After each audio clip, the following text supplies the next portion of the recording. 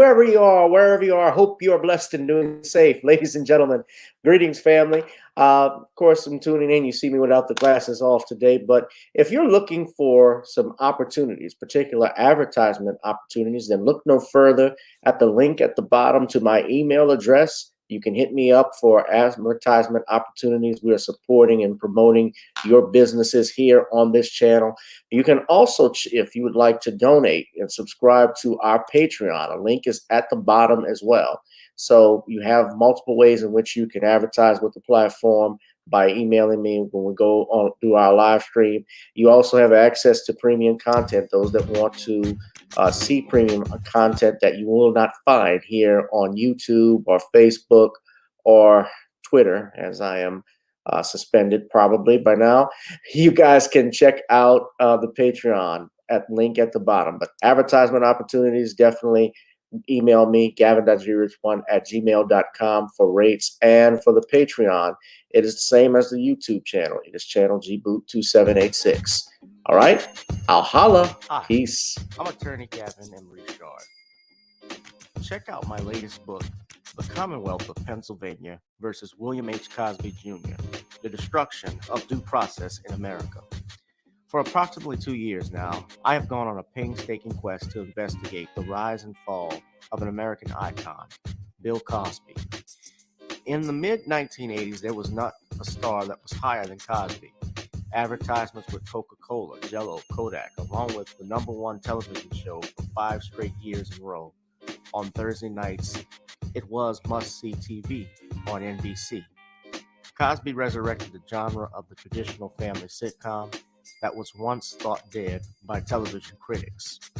He did this as a Black American with an all-Black cast and showed mainstream network executives in white America that it was possible to be successful without showing the worst in people. He also demonstrated the power that television had, as it can make younger people dream to be the best that they can be. However, like many celebrity stars, unfortunately, they all come crashing down, sometimes by their own fault, others not so much. In this book, I attempted to highlight certain things. We go in depth into both of his trials in 2017 and 2018, respectively. What if I told you that these criminal trials were politically motivated by an overzealous district attorney? Will you also be shocked to learn the attacks on Mr. Cosby did not start in 2014, but also in the 90s, not long after his attempted quest to purchase a major network? From where did all of these allegations of sexual misconduct come from? Were the accusers telling the truth? In the 2 years of research, with some help from others interested in learning the truth and facts about this case, we discussed both the legal reasons why his prosecution and trial were illegal, unwarranted, and also the possible personal motives as to why this may have occurred. Most importantly, we warn about the dangers of prejudice and why trial by social media, or mainstream media rather, should never be the norm. All this and more in The Commonwealth of Pennsylvania versus William H. Cosby Jr., The Destruction of Due Process in America. Available on Amazon this fall in Kindle and paperback format.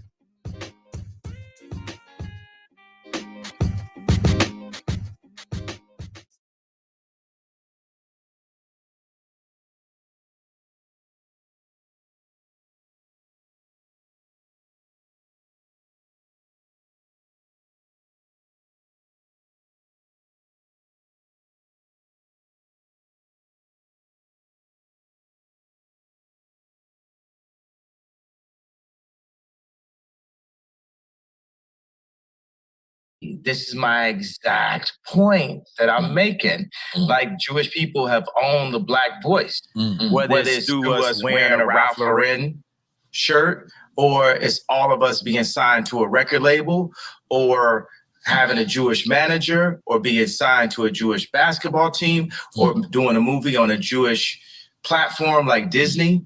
And we understand it's like, I respect what the Jewish people have done and how they brought their people together. You know, they came into money through the lawyers.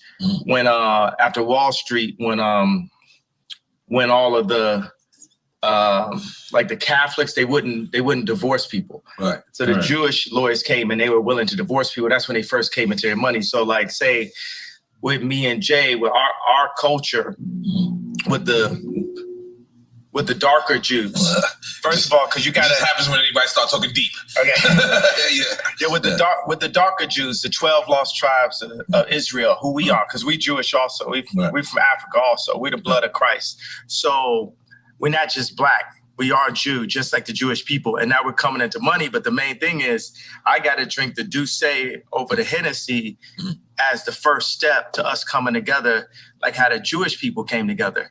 But we couldn't even talk about, I remember Ben Horowitz called me after 444 and said, I don't know about Jay giving up Jewish business secrets. And these secrets, we talking about building up the properties and stuff like that. Yeah, these secrets they not finna be a secret no more. Like if somebody tells me something, it's like, yo, I want.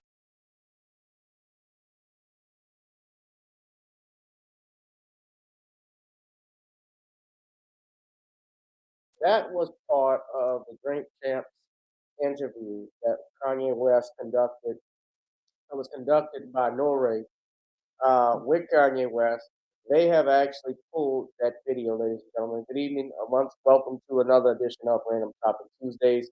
And as you saw from my post, we are going to be discussing Kanye West Kanye West remarks on that channel as well as censorship. Now, I've talked about it since Sunday, but I'm also going to be talking about this comment that he made. Of course, he went on, and actually, it was, from my account, it was almost a 3-hour interview. There were parts that were unedited. But Kanye, of course, was also making comments about George Floyd, and this is what ticked a lot of people. This is what ticked some of us off. His two roommates said was, I watched the George Floyd documentary that Candace Owens put up. One of the things that his two roommates said was, they want a tall guy like me. They want a tall guy like me. And then the day when he died, he said a prayer for, 8 minutes. He said a prayer for 8 minutes. They hit him with the fentanyl. If you look, the guy's knee wasn't even on his neck like that. When he said mama is his girlfriend. They said he screamed for his mama. Mama was his girlfriend. It's in the documentary.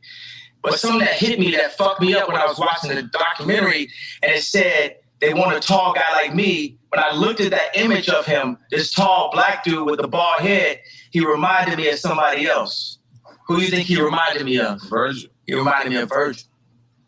You know what I'm saying? I'm not finna cry in front of y'all because that's how they get me, right? But I know that we. Now, that was, hello. I know I didn't start my introduction normally like I usually do, ladies and gentlemen, of course. Now, that, of course, sparked a lot of outrage as well, to the point that NORE had pulled the video, their interview with Kanye West, off of their podcast. And now, and one of the we're going to be talking about tonight is George Floyd's family, particular the mother of his child, is planning to file a lawsuit against Kanye West and for $250 million. And NORE has gone on this apology tour that they've done, starting with their appearances on his appearance on The Breakfast Club and also on Rosenberg. In fact, I'll play a clip right quick. All I have is Jewish friends. All I have is black friends. That's it. So, Nori, I was going to ask you, when it comes to these George Floyd comments, we see the family may be suing. Is that going to include you in this lawsuit? Did you hear about that? I definitely heard about it, and this is the reason why I'm stepping up, is because it's not even about suing or the money. It's about the hurtful thing, man. You know what I mean? I was locked down. I was supporter of the George Floyd movement. I saw that video too. No, it's about the money, nigga. Just be honest. It's about the money. Come on, NORE. Y'all knew what Kanye West. Y'all know exactly how Kanye West is, especially when he wore the White Lives Matter shirt, and then the remarks he made, because Kanye draws a crowd. You know, he's bipolar. He has millions of followers on Twitter, and now you are facing you're a 40-something-year-old man who hosts a podcast that just basically y'all drink all day. Now, I want to point out something in the interview. He called, and I can rewind it a little bit. He calls it drink champs, not think champs. And that's very crucial to keep in mind, because they don't have Negroes that come on there, or people that come on there that think often and think outside the box. It's basically, and I haven't watched the episodes of it too much, but it's basically about drinking and talking shit, essentially. And right now, hold on one second. And right now, ladies and gentlemen, we're going to bring on to talk about these two issues. I want to bring them in. Oh, before I do that, before I bring this person on, this guest on, I like for you all to hit that like, share, and subscribe button, ladies and gentlemen. Also, purchase the Commonwealth of Pennsylvania versus William H. Cosby on Kindle. Hit that like, share, and subscribe button, ladies and gentlemen. Donate if you can to the Cash App and the GooglePay and Zelle. You see the tickers at the bottom. And order you some Creole seasoning blend. Try it on chicken, meat, or fish. Normally it goes great with every dish. And here is our guest for the evening, ladies and gentlemen. All rise for the Honorable Judge Joe Brown. How are you doing tonight, Judge? All right, Counselor. How about yourself? I'm doing fine. I'm doing great, Judge. First off, before we get into tonight's topics, I want to ask you, how is the election going, the campaign? Well, the actual election is not until October 2023. However, there's some interesting developments. I'm the only one of multiple potential candidates that's actually filed anything, and that's a notice of appointment of treasurer. However, the local media is going all off to talk about this, that, and the other person is appointing a committee to consider running the feasibility. I've had one since October last year. And so-and-so is talking about he may run, but they try to avoid me because, as usual, I don't represent the faction that's been living off of the people rather than representing the people. So it is what it is.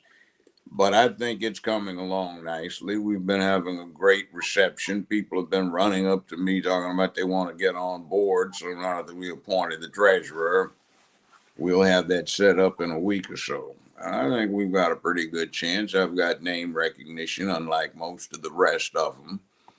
And I've actually done something in my professional life other than bullshit. But it is what it is. That's being a mayor can be a stressful job. Are you up for it? As far as yes. I mean, what's going on that they call stressful, I call stuff I do anyway. Mm-hmm. Right. I mean, you're a judge. Yeah, I mean, that was stress. If you ever want to get it, if you ever get there, you'll see what I mean. If you decide to do it, when you're a judge, you have a murder case going on and you have to draft the charges. You can pull down samples from pattern instructions, but you have to modify them. And then when you assemble them, it might take you 6 to 8 hours of constant reading to read them to the jury. That's not pleasant. Then you have to do research on what you're going to do to rule on something in the middle of the trial, or at some extent, you have to write all this stuff up. So it is what it is. It's like being perpetually involved in taking final exams or doing term papers. Man, that's true too. I was a professor for a year at Southern Law. So, but if I did become a judge, it'd probably be a traffic court judge. Yeah, you get paid the same. Get paid the same, yeah. Yeah. Not a lot of controversy with it. So right. But I mean, I've done a lot of administration in my life. I've run stuff and I've had a knack for being in charge. So no big thing. I can handle it. Just went for my regular checkup. Several doctors said, hey, your numbers are great. you should keep breathing for quite a bit of time. So I think that'll make work it. And I go out and I either fast walk or jog a mile or two every day. Yeah, that's good too. I And started. I want to reform. I want to revise the police department instead of having civilian oversight, which is useless. I want civilian control. Want to model it on the Pentagon, where there's a civilian commander in chief. That'd be me, the mayor. There would be a civilian secretary of defense. That would be, say, a director of police, and civilian directors of the Army, Navy, Air Force. That would be sub-directors of homicide, uniform patrol, traffic, whatever it might be. Set up some community-based arbitration panels where lawyers wouldn't be permitted to practice, but do this under the city using the U.S. Arbitration Act of 1988 so that the citizenry could resolve disputes before they pop caps on each other. Whereas right now courts are essentially priced out of existence. I want to put some hydroelectric generators down here in the Mississippi to get essentially free electricity and float some bond issues on Wall Street. And there are a lot of people that would love, well, entities that wouldn't mind financing it. We've got entry-level electric vehicles being made by Ford 45 miles away from Memphis, and also Cadillac, much further, which would be luxury vehicles. And this could be the Detroit of the 21st century. So we've got a lot of barge trafficking that I know how to promote. So more comes out of Europe, and essentially the Far East, save 9,000 miles off the trip from Asia to Port of Long Beach and Los Angeles, and then 2,000 miles across country on a railroad until it gets to Memphis to get into the national distribution net. So we can bring it right here, build up industry, promote education, get a decent police department. I want to revitalize the militia thing in the Second Amendment, since the city mayor can implement one, and I'm going to do that. It would be a community-based militia composed of veterans, retired first responders, good citizens who wouldn't mind doing the monthly drills so they can participate and return order to the community, and a bunch of programs set up to deal with, well, not programs, people set up to deal with the unmanly state of affairs with the male youth. One thing that I don't like about most everybody else that's talking, they want to throw money at things and come up with programs. But as we all know, programs are like hypothetical teams. It still all depends upon the personnel, and they don't talk about personnel. And when they do put a committee together, they have a bunch of somebody's on there nobody's ever heard of and have never done anything in the requisite fields anyway. So it is what it is. Yeah. And this thing with this lawsuit, the Kanye, mother of his child wants to file. What connection would she have as a plaintiff anyway? Well, let's look at it, Judge. I'm glad you brought it up. We'll get right into it. Basically, she's planning to file a $250 million lawsuit against Kanye over his statements. And this is the video I'll play from Yahoo. Oh, I've seen that 5 or 6 times. Unless you well, for people that haven't seen it, she's claiming intentional infliction of emotional distress. And my guess is, if she's suing, she's probably suing on behalf of the daughter, since she's a minor. But how old is the daughter, by the way? That's the little girl that spoke she had to be no more than 10. Okay, fine. Filing on behalf of the daughter, there's still a connection here. By the way, did the child get legitimated before somebody bought it? Well, I don't think he was married to her, but I believe that there was informal acknowledgement. Yeah. The informal acknowledgement? I mean, if his name was on the birth certificate, that would be enough. Well, that's not enough. You have to do a little bit more than that. That's in some states, but I don't think it is with this one. It may be. In Louisiana, it is, but Well, the reason I would say it's not is because in a lot of states, the mother is asked in the hospital, she puts the father's name down, and the daddy doesn't even know anything about it. He may or may not, but you know, they don't ever go through getting the test done and don't take anybody in to establish the paternity formally. And then there are other relatives who might have a superior claim. Additional thing here is under the factual circumstances that they seem to have to work with, considering Kanye West remarks, it's like looking at a Super Bowl replay or football replay or anything else. People are sitting around watching the Super Bowl. There's a controversial pass. It's fourth down. Did he catch the ball inbounds or was he out of bounds? And all of these people looking at the same thing with the heightened sense of awareness of saying, man, dude was out of bounds, man. No, he wasn't, man. He was inbound. Didn't you? No, man, that dude was out of bounds. And you see human beings seeing the same thing and disagreeing on what they're saying. So Mr. West based his observations on what he was looking at on the video. So if you call something one way based on what you're looking at, or you take a reasonable extrapolations as to a set of facts that is actually unknown other than those things that generate the controversy, how are you going to say somebody intentionally inflicted emotional distress by engaging in First Amendment protected commentary as per New York Times versus Sullivan?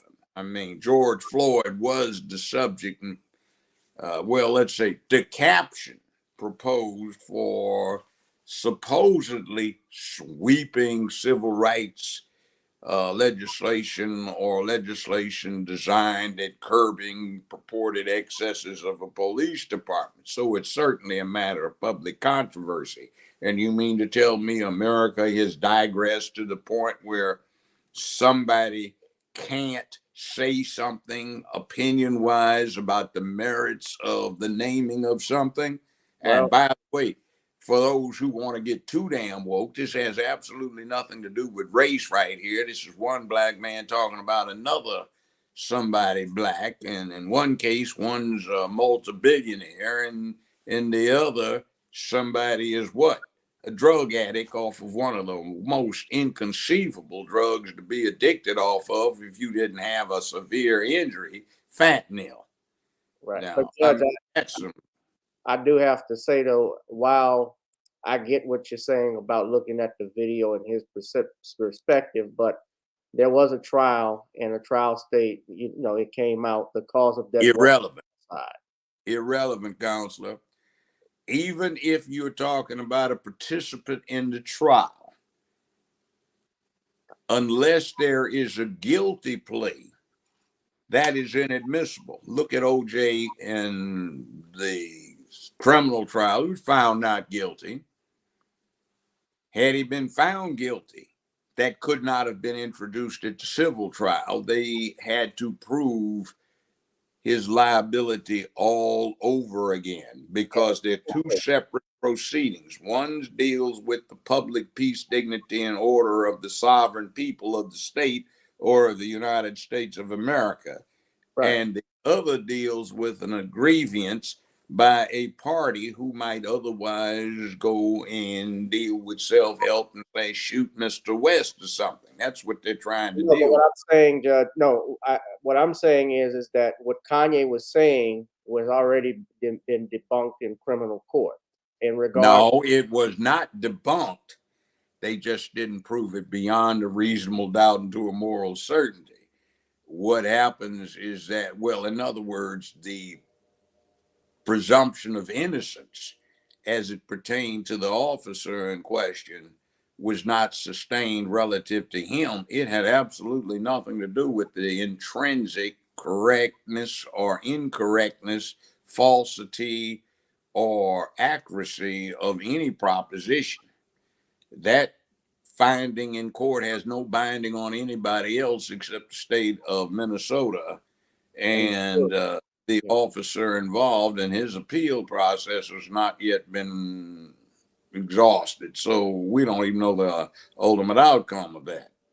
So that's not binding on anybody. And certainly, I know I've seen some completely jackass decisions come out of court, and I'll be damned if that's going to be binding on me or anybody else, or you who may have some commentary on it. So what it is essentially Kanye West is saying he doesn't buy it. He thinks it's a setup. And he wants to put some other stuff in. I mean, it may be fantastical when it comes to what happens with how Floyd gets the fat meal, although, of course, you do have the public video that they did introduce at trial, wherein the victim of the underlying offense, who is this young man who is a clerk in the cupcake shop, the counterfeit money. He comes out and you see him on the video begging Floyd, hey, man, give me the money back. I don't know you, man. Just got to come out my check. Give me the money back. This counterfeit. And he's just basically told, not my problem. So, I mean, you got a black victim here, two black victims. One's the kid. Now you have somebody who's looked at what happened with Jones. And I don't think that's going to stand, by the way, either. I think, see, that's one of the things we basically touched on when we were on a show the other day, you and I. Yeah. Was these precedents that get set by people who are not necessarily that heavyweight in the law or the precepts behind it, nor in the press for being ignorantly unable to do a critical analysis on both sides of the thing.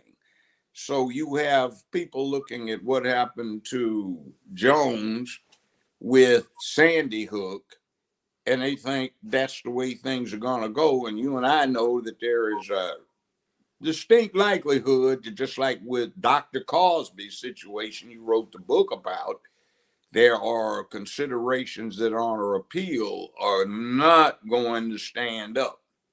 So there's also another thing too about, was the whole proceeding valid? Because Maxine Waters. It's a matter of the federal bankruptcy court that a trial judge on a state level just, shot the bird at and said, we're going anyway, when technically under the rules, the whole damn thing was supposed to be stayed until that matter got resolved. See, what happens is this: if you've got bankruptcy of an entity before it gets found liable on something, then there's nothing to take a judgment against. Yeah.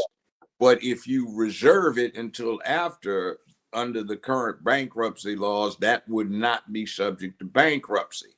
So the whole thing becomes a jurisdictional matter as far as the state court goes, which is, once the feds took jurisdiction of this, there is no verdict establishing liability at that point. That means everything stops until there is a determination of the financial status of the business entity that Alex Jones represented. But see, that's a technicality that's beyond a whole lot of the people that are in the media. They don't get it. So they aren't interested in it. Yeah, I don't think, well, my thing with Alex Jones, I think the only thing I could see it tied in with George Floyd is that now people, I think it's an effect since Alex Jones he was found liable. There are a lot of people who are going to be suing for these podcast companies, these radio companies, to get money out of it. And, you are basically restricted, and you have NORE. And I wanted to ask you about this. They actually pulled the video down of the interview, and I think that was money based. Obviously, he didn't want to be mentioned in a potential lawsuit, because if you heard him, he was saying, I have Jewish friends, I have Jewish people, I have all of this, and I had Jewish people right there with Kanye. He had some of his producers and friends that were sitting there listening to what Kanye had to say. By the way, speaking of which, Salt for the Goose, take a look at that. I sent you that video clip of an interview they did and what's being said about us. the 22,800 slaves that certain people would be entitled to if certain things happened. Yeah, and then although the opinions stated about certain other people in there by certain people, I sent it to you. If you get a break, you can put some earphones on to listen to it without intruding on a broadcast. It makes interesting listening. Yeah, I saw it. I'll take a Be look. careful. There's this thing some people say called karma. When you set up a negative karma, It you comes to might have some very negative results that follow from it, because people will listen to you and say, oh, do they think that way? Wow.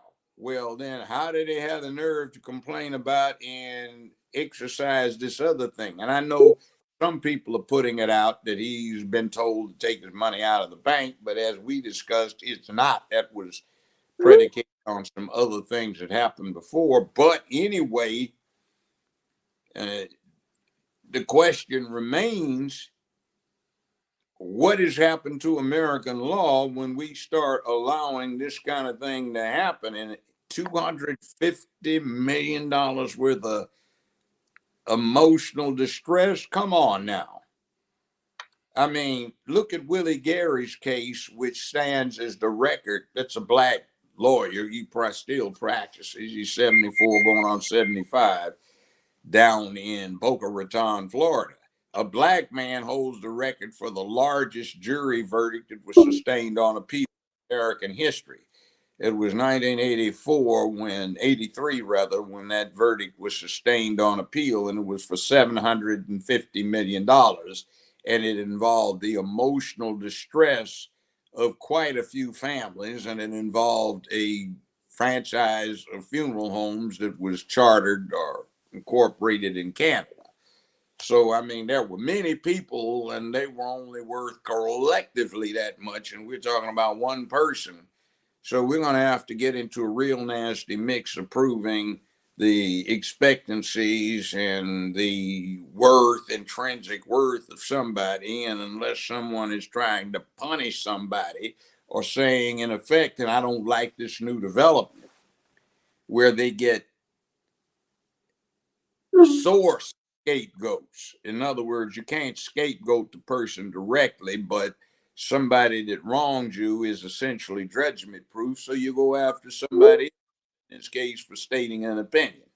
Like, nobody's supposed to talk about George Floyd because what? They're talking about naming a police reform bill the George Floyd bill. So when you start putting in front of the entire country, and there are 340 to 360 million people, you have no business talking about anything that comes out of that will subject someone to emotional distress. I mean, that's like, look at the Barack Obama. How about his daughters being able to file actions against anybody who talks about daddy? How about even jackass Hunter Biden? Anybody, well, he somebody that ribs you, somebody that ribs or teases you, you can sue them now. Yeah, I know. So the bottom line is it's getting absolutely preposterous and ridiculous, and somebody needs to bring sanity to this, because the First Amendment is not predicated on somebody's damn emotions. And the thing about intentional infliction of emotional distress becomes effectively a version of defamation of character. So did anybody defame anybody's character? Think about it. Well, They you can't found defame the dead. the fentanyl in his system when the autopsy results came out. He was trying to buy fentanyl. The fentanyl dealer was there present in the video and stuff, and they didn't choose to bring him in and pollute stuff. But I mean, you can't comment anymore on. And then I know something, I see this campaigning all the time. For every one person who's talking about defund the police and everything else, and I'm black, or I'm African American, or I'm ADOS, or whatever it may be, we need to defund the police. in that same community that's impacted, there are 150 people saying, hell no, get rid of them. I'm tired of coming home with some junkie ripped off my furniture or took my television sets or ripped off my appliances, and I worked hard to get them. Or where, you know, I'm going over to visit my common law daughter-in-law, I guess it is, and when I get over there, why the baby's in the bathtub? Well, you know, they got a lot of drive-bys here. See, people don't want to hear that. Or they're nervous about every time they get out of the front door to go to the carport, everybody that comes down the streets, you know, people look aside or somebody sharing their music with you from 4 blocks away. See, people don't like that. So all of these people are supposed to be cut off from comments now? It doesn't make any sense. Yeah. And then, like you pointed out, their business is to get drunk. And one of them, I think, has already made some recorded statements. He made them himself, where at that point I was too inebriated to know what I was saying. You mean you put this on the air where you deliberately caused yourself to be that far under the influence with an intoxicant and or drug, and they smoke blunts? And then the other thing is, oh, wow, we whoopee. Let's talk about that. How about somebody says, oh, intentional infliction of emotional distress. My son, my daughter got wired up and died when they got killed, or they had an accident, or they went to jail, and they got it because they were watching this particular concern where they were telling people marijuana, for example, or blunt or whatever is legal. No, it's not legal in every state.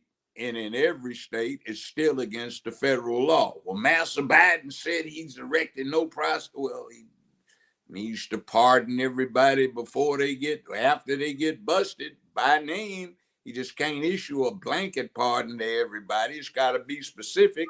And he is sworn to uphold the laws of the United States of America, and the U.S. laws still make that illegal. And as we all know, pun intended, federal law trumps state law. So, I mean, you know, is somebody going to sue them because they get up and they spew that nonsense about I'm getting high? Yeah. See, there are all kinds of consequences, and those consequences are the reasons we have those rules, so we don't let what everybody else is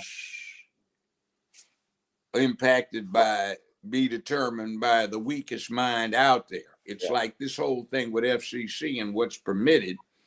There was a controversy at one time, a U.S. Supreme Court decision that just got totally trampled on by the Bush administration and their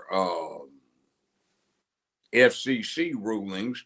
The Supreme Court said you cannot determine what is obscene or impermissible to broadcast based on the most sensitive somebody in some back county America. You have to determine it on what the national consensus is about that. Nowadays, I guess they went overboard. You can have gay dudes with a rainbow flag on the float swinging their bare dicks and children coming up. Oh, can I pull on it?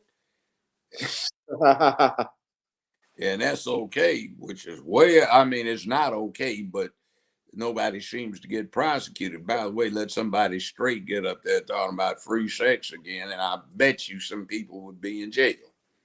But you see, we're entering into a period of extreme hypocrisy, which means things are on a razor edge, a tightrope, and the wind is blowing and stuff can fall off. And then past this point, systems tend to swing into a period of extreme degeneracy and they quickly go downhill. That's what happened to Great Britain after World War I, or well, starting before that, when they still had this classism that was running into the democratization that was occurring because of industrialism and the increasing financial wherewithal of ordinary people who were left out because they were commoners. The aristocracy forgot about STEM and high education. The science, technology, engineering, and math is applied, dropped way down, and they got into some messes, and they didn't control the people that were doing the financial stuff. So in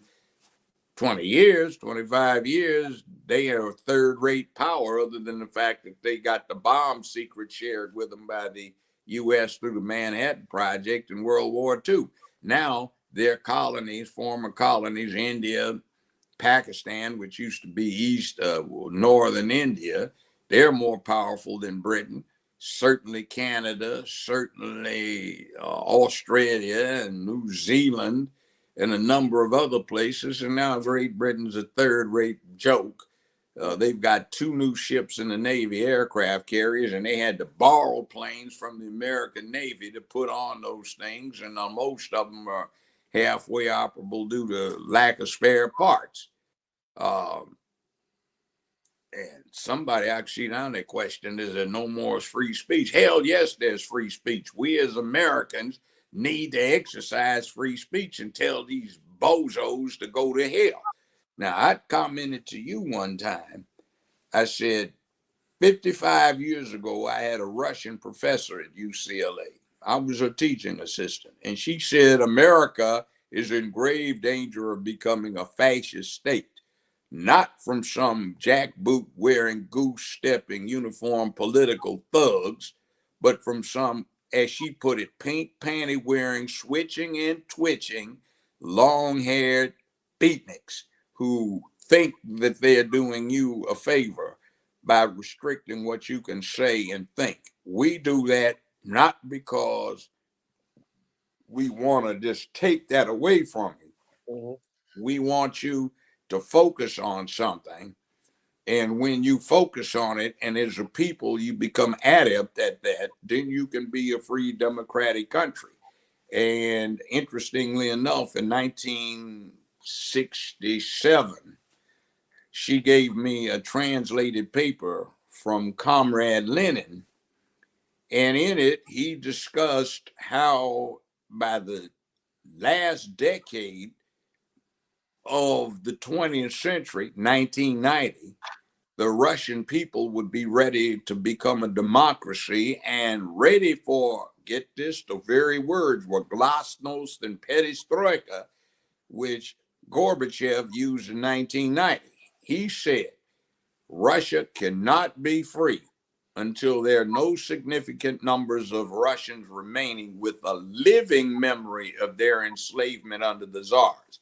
And he predicted that would occur in 1990. So in 1990, when Gorbachev followed the plan and said, we're ready now, we're used to being badasses, we have economic power, we have a stable political system, we believe in ourselves, we have opinions that are sound and solid, and we have demonstrated that we have authority and power as a people. Now we can dismantle the communist state and become basically more democratic than the United States, which is not a democracy, by the way. We only select our representatives, or some of them, in a democratic process. That includes now members of the House of Representatives in Congress and members of the Senate in Congress.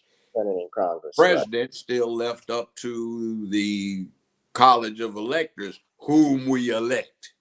Mm-hmm. So while we whoop it. And the Supreme Court is appointed by the president. That's right. Confirmed by the Senate. So that's right. And the Senate used not to be elected. It was appointed by state legislative bodies on the recommendations of the state governor. So let me ask you this, Judge. When Kanye West loses, for instance, I don't know if you saw this, but he was also, the white lives, it goes back when he wearing the White Lives Matter shirt. That was one thing. But then he started speaking about another group of people who I won't name. Let's just say they rhyme with Hugh. And when he started doing that, talking about certain stuff, he started to really get censored. He was banned on Twitter and Instagram. He also got, and it's particular, he was talking to Diddy. And he also lost, and I never saw this before, but Chase, JP Morgan Chase, actually stopped doing business with him. They're closing his accounts. Well, that actually comes from something. They started that a month before this other mess happened. So, by the way, look at what I sent you. Listen to it. Yeah. It's an interview of a lot of those people, other people that rhyme with, and listen to what they have to say about us, particularly this thing where they say that under what they are being taught, when their chosen one comes, they would be entitled, each of them, to 2,800 slaves to work for them as they saw fit. Right. And the very negative opinions that they expressed about somebody like Kanye West. And this was actually way before Kanye West did what was offensive. There is another thing, too, that we have to be sophisticated about. Kanye West is in the process of acquiring Parler, now known by a slightly different name, but it is nominally a conservative entity. Right. So when he says white lives matter, is that public relations to build up support for Parler, or is it something else? Is this whole thing engineered to generate controversy so that it can get kicked off the ground running, where people are paying careful attention to it and people support it? See, there are all kinds of things here. And when we have this restricted lack of free speech, then it doesn't get discussed. And because it's taboo, or it might just be a matter of ignorance, nobody wants to banish that ignorance and research it. What's going on here? Yeah.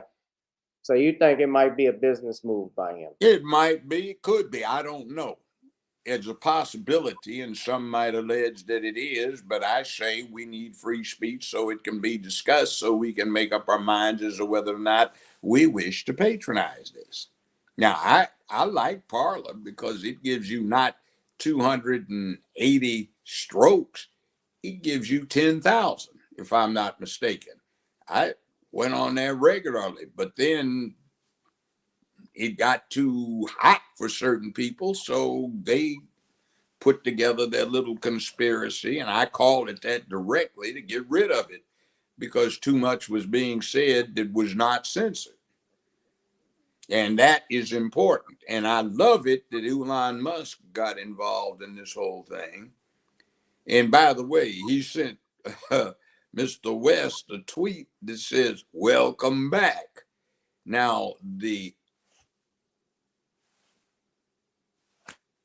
programs that they have, they went in and algorithms jumped Kanye and banned him from Twitter, but he got that squared away. So Twitter is up and down recently, depending upon their perception of where Musk is. Like, their algorithms are still doing what they do, but they've toned them down. Like, I get shadow blocked so much, they jump me up and down. I pick up 1,200 followers and, over a week or two, and then they knock them down 600 in 2 days, and then it builds back up. And I'm looking at something, I got, 800,000 visits and 110 likes. Like my headline tweet, it's almost 2 million doggone visits to that thing. And they still knock it down to whatever, because they shadow block you, and they still won't give me my blue check. They'll let you pay them on the blue check. And by the way, if you want to boost it, if you got a credit card up with them, they'll let you boost or pay for an attempt to boost, but they won't honor that. So what is that, fraud? And we all need to contrive to set Twitter, Facebook, and Instagram up for a federal action because they are effectively the soapbox these days, and they operate so that they impact interstate commerce and communications on a regular basis. So it's interesting that Trump did this. Remember when he blocked all these people who were bad mouthing him on Twitter, and they took him to federal court, and federal court said because this is a forum for the exercise of First Amendment prerogatives, you can't block them. You can mute them so you don't hear them yourself, but you can't block them. So he wisely, I think, let it go at that. So the federal precedent is when you deal with a forum, if it applies to the people who use the forum, it certainly applies to people who operate it. You can't cut it off. That's like FCC cannot censor or block a given candidate because they don't like him. You see, freedom of the press. It was printing press, was standing on the corner or in the park or in the field and talking to people. Then it became radio, television. Now we have social media on Facebook, Instagram, and Twitter. So now you want to tell me that because we have 21st century means of communication, all of a sudden free speech has to abandon its hold over what goes on in America when it comes to expressing an opinion? The right to assemble and petition for redress of grievance, etc., all of that's supposed to go. And remember, that's the first article in the Bill of Rights. The second one is the Second Amendment. Most people never heard of the third, and we had a big pot we had built up 45 years ago on who was going to get the first case. That's about quartering soldiers in private citizens' homes. And so far as that I can tell, there's never been a case in the history of the United States where that's come up because it just wasn't done. Then we have the Fourth Amendment about search and seizure, Fifth Amendment about right to remain silent. You know that, to be free from self-incrimination with the Cosby book you wrote. And then you got the Sixth Amendment about the common law and appeal, and you go on from there.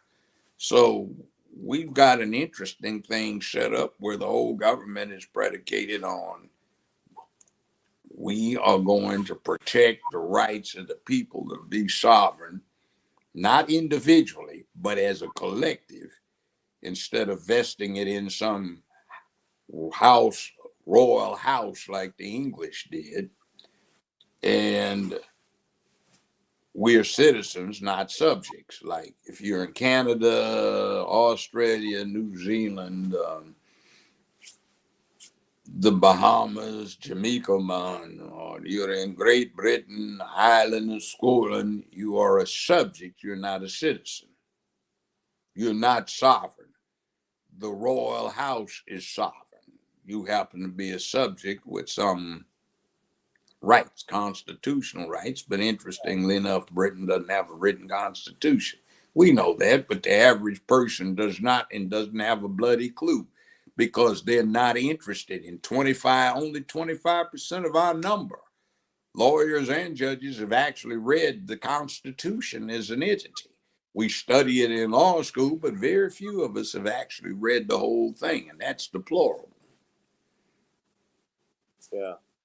He had, so with all of that being said, with this, I guess, attack on freedom of speech and so forth, I wanted to, and you mentioned the book. I want everybody to go to Amazon right now. You can get the book on Kindle, The Commonwealth of Pennsylvania versus William H. Cosby Jr., Destruction of Due Process in the United States. Judge has it. He read it before everybody. I don't know if you to read it, I think, outside Sean. But what I was going to ask you essentially, too, was what did you think then of these people that are upset? There's some, people losing their shows, people like with NRE going on an apology tour. Like, don't you find a lot of these men, are just going on apology tours for the wrong thing. Like you keep Oh apologizing. yeah, they punk out. See, they're too in love with the ducats. I quit a job that Wikipedia said made me the highest paid man in Hollywood because I said, fuck you, I'm not doing that. I had a real job for most of my life and I'm old enough to be retired. Fuck you. You know, and some of these people need to understand what it is to have a real job. And as an adult, maybe they would be a little bit more conscientious when they do what they do. Yeah, it says that. Well, here's the thing, Judge. On Wikipedia, they said that you are the second highest paid daytime television personality, earning $20 million a year, only to Judge Judy. Only second to Judge Judy, who earned $45 million. But Well, after, and that isn't even true. What they did with her is they took her 5-year total. So at some points, I actually was supposed to be making more than her. And that doesn't include the bonuses in the percentage, 45% of the unadjusted gross, supposedly from the first dollar for the show. And I used to get on them because I said, look, you either lying to me or you're lying to the stockholders, which gets you 10 years in the federal penitentiary. Pay me my money, because what was going on is while we whoop-de-doo, they were saying 14 quarters of unprecedented economic growth for CBS, mostly due to the Judge Joe Brown show. And for the last 4, they are the highest ever in CBS history. Columbia Broadcasting System. And that's been going on since they first came up with radio. Now, I just said, you're lying to me when you say everybody's going down and everybody's taking a high, and you goddamn lie, because they gave you a raise on the 11th of last month, etc., and you got one on the 14th. And this is what you're now getting paid. Well, say, it all depends. Like, for example, you never knew because they weren't going to tell you that it wasn't Oprah Winfrey's the superstar, right? yeah, Well, I was beating her every damn week of the year. Dr. Phil, no, I beat him every day of the year. And Judy, I kept stepping on her little pranks. We were all 4 of us in the same CBS syndication unit. Me, Judy, Oprah, and Phil. And they didn't want people to have a straight black man as the #1 person in Hollywood. Now, see, that #2 paid daytime syndicated thing is remember the little thing about women get paid less than men for the same thing? Well, they were paying Judge Judy more than the man for the same thing. But they also used to have listed that I was the highest paid man in Hollywood, period, outside of Leslie Moonves when everything came in. Now, a lot of that's hype because Hollywood wants you to think that everybody makes this mystical amount of money, but it is what it is. So just think about it. I was supposed to be getting 45% of the unadjusted gross for the #1 most profitable show in the CBS inventory. But of course, they lied and cheated and just stole things blind. And there was one guy they admitted who had been a CEO who embezzled $25 million in cash up front, and trying to cover that, they ranked me out for 14 years. So I had to go through all kinds of changes of, look, dude, you think you're smart? I'm smarter than you are. You tried to pull this off, and when you open that door going, aha, what jumped out at you? mm-hmm. It used to get funny. You ought to come back, do a judge show, maybe like Apple or.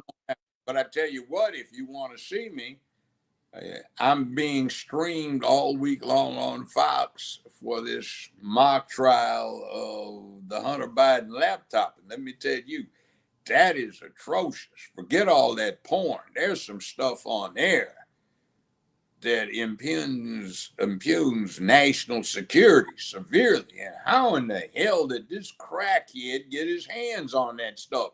Who is the damn fool that let that junkie get this? Oh, wow, he can sue me. We're gonna put a disclaimer up for judges. Well, those allegations, it's just what I was listening to. And we had, by the way, you can see it, the gentleman that the alleged crack junkie dropped 3 laptops off with to be repaired due to liquid damage. And his testimony when we put him on the stand was he contacted him the next day. Are you sure you want me to look into this and get this? And they tried to say he didn't get any release. No, he got an ironclad release to go retrieve this stuff. And that's what he did. And it is some, well, the porn's disgusting enough. But this other stuff, oh, man. We would to have a determination of whether there was probable cause to believe that an investigation should be conducted in the FARA, Foreign Agents Registration Act, whether there was violation. And the jury said yes. And by the way, he's being investigated already by the AG's office out on the East Coast for tax fraud. Yeah, but that's tax. That's not for FARA. Federal Foreign Agents Registration Act, FARA. And guess what? There were 2 black men, 2 black women, and 2 white women. It was just, is there reasonable cause to believe? Not whether he's guilty, just reasonable cause to believe that the matter should be investigated. So that was my idea, to do it that way, and they went along and accepted it. And I think this interview I did yesterday was on Fox, like Fox News. Fox News did it. It was in New York. We spent the whole weekend doing it. So they're running it 1, 2, 3, 4, 5 days, and it's streaming on Fox right now. You can pick it up to say mock trial of Hunter Biden.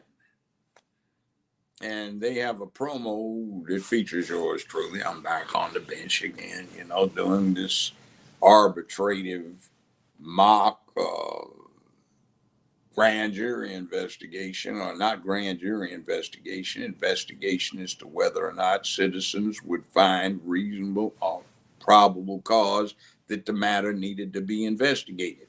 We can't have mob justice, trial by the mob, but we certainly can bring the citizenry into play and say, look, something's really stinky about this. You represent us. How come you don't look at it? And what was on that laptop made everything they accused Trump of look like a Boy Scout. Oh, here you go, right. So in my opinion, this is the greatest political scandal in U.S. history. It's been 6 years since it happened. It's now, some of its players are on trial. Will President Trump and his voters see justice at the end of this? Well, let's see what the jury does. The judge has to give them their instructions so that they can deliberate and apply the law under his direction.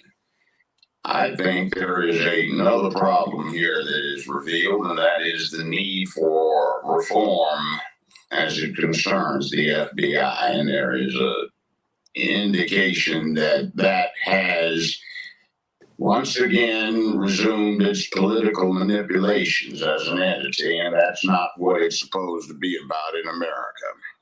Oh, you're so right about that. And we'll see if after the midterms, Republicans, if they were to take control of Congress, have some hearings, and if we see some. Judge, the Danchenko trial, who is that?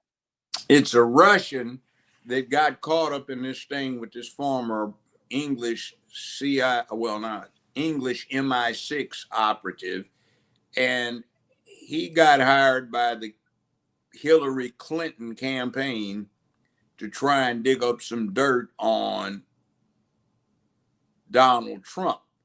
I see. So what went on is it seems to me they're trying to scapegoat the guy right now and switch blame to him. So the feds had a conflict. So there's been a special prosecutor appointed, and he's been looking into it. So that was the first subject. That was this Monday.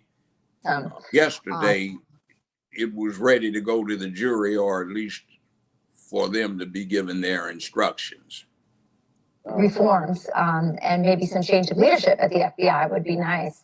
I hope that happens. And as a matter of fact, they even got yours truly out of semi-retirement, and they talked me into running for mayor of Memphis, Tennessee next year. So I've been out campaigning, and the voters don't seem to like what they've been seeing on the blue side at all. I think you're right about that.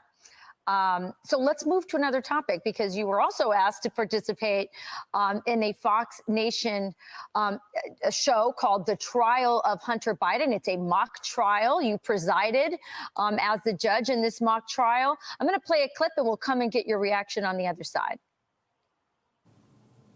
After you did, in fact, contact the Bureau, the FBI, what did they do in response, sir? Well, first, my father reached out to the FBI in October, and they basically told him to get out. Objection. It's not responsive to the question, Your Honor.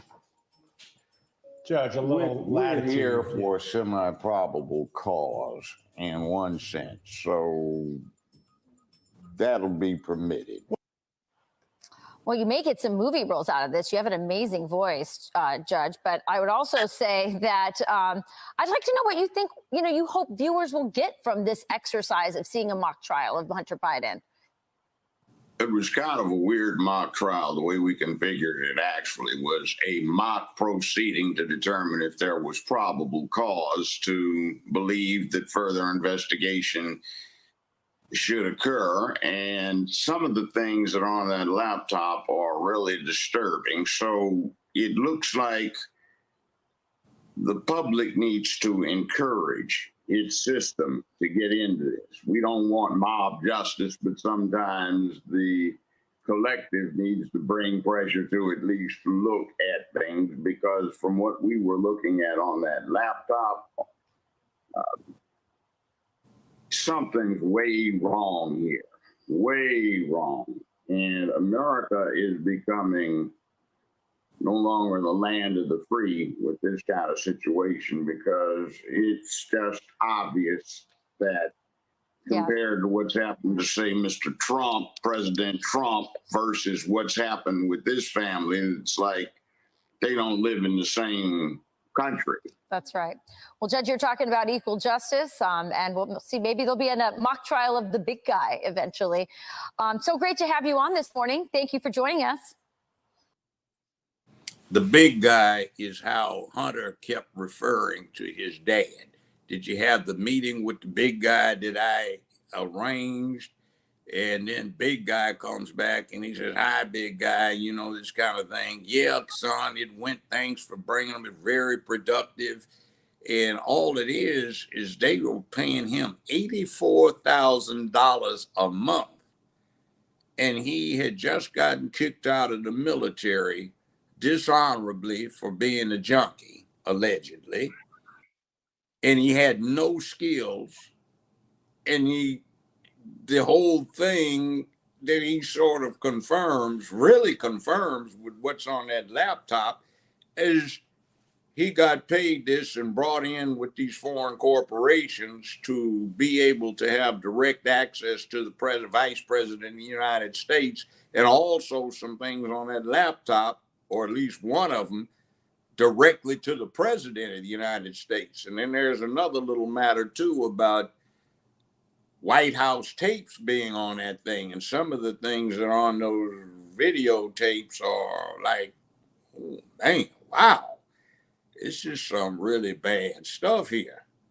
And see, I imagine somebody's going to catch hell off of that, because the Democratic Party set the precedent of going after Trump when he was no longer president of the United States. So that set the principle that you can proceed against somebody in terms of impeachment in an effort to convict, even though they no longer hold the office, so that you evoke the 12th Amendment.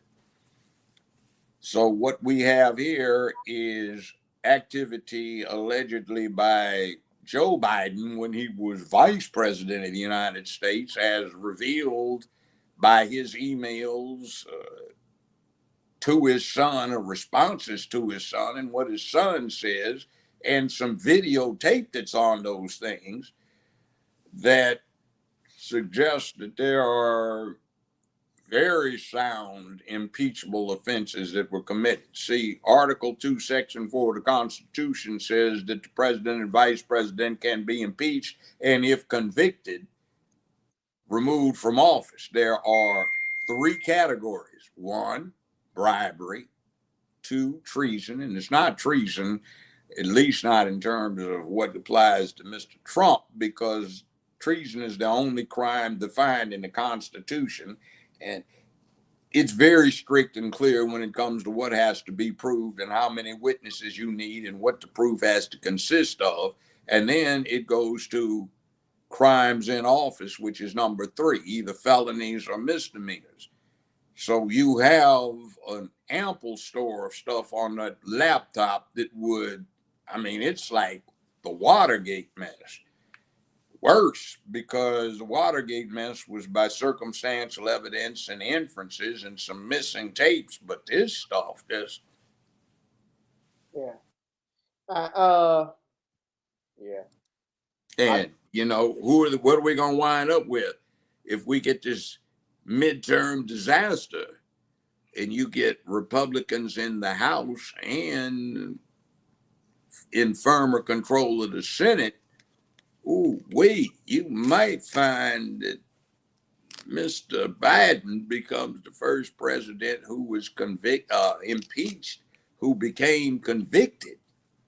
And then I guess we'd get Kamala Harris as vice president, moved up to president, and Nancy Pelosi as Speaker of the House, moved up to vice president under the amendments that apply, under the amendment that applies. Yeah. Before we get further, because I do want to ask you one other thing.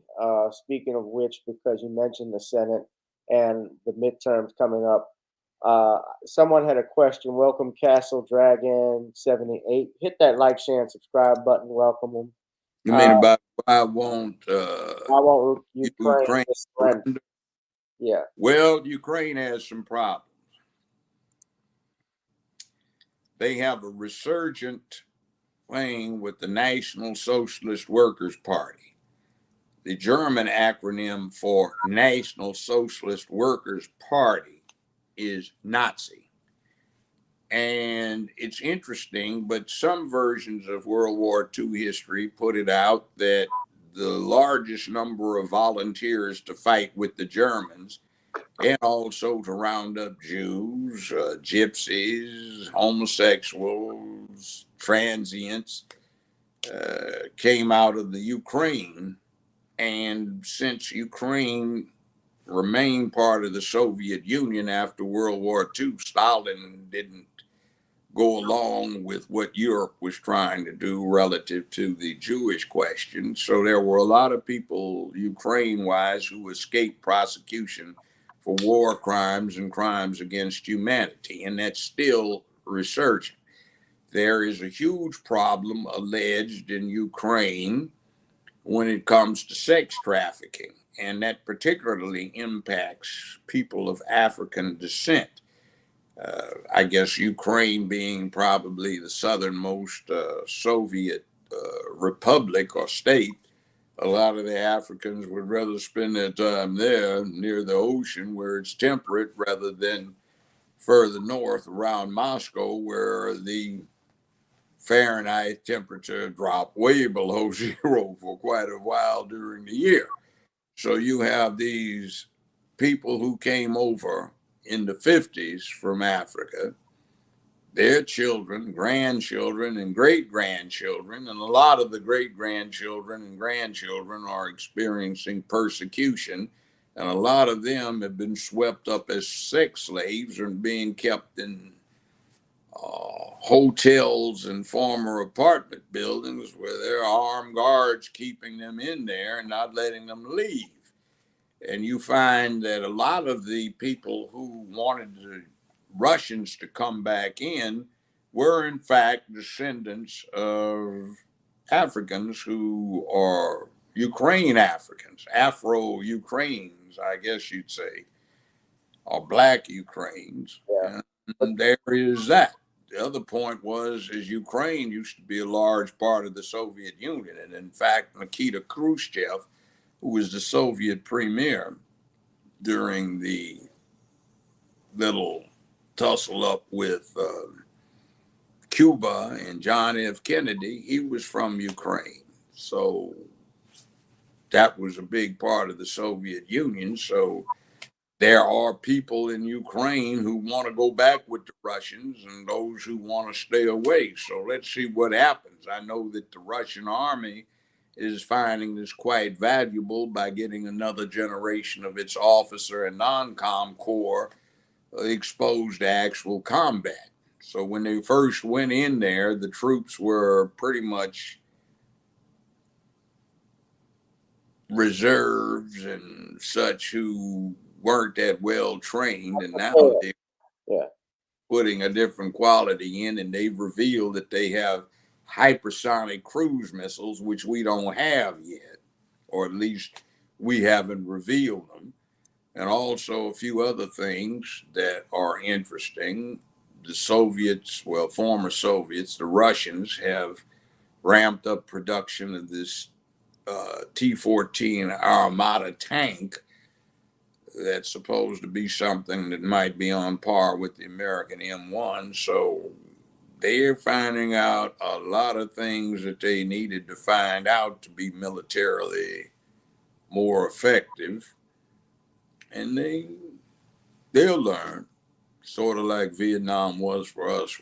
One thing we got out of the Nam, and the only thing, was a trained officer corps and non-com cadre who had been combat tested, which set the foundation for us having probably the most effective combat experience military around. You saw that in Gulf War I and II, but is what it is. So while we whoopee, but our military, we no longer have the depots full of tanks and artillery over there because we grew them back. We aren't buying new material for land warfare because, frankly, a lot of money is going for those who joined up so they could be neutered or spayed or fixed at the veterinarians. And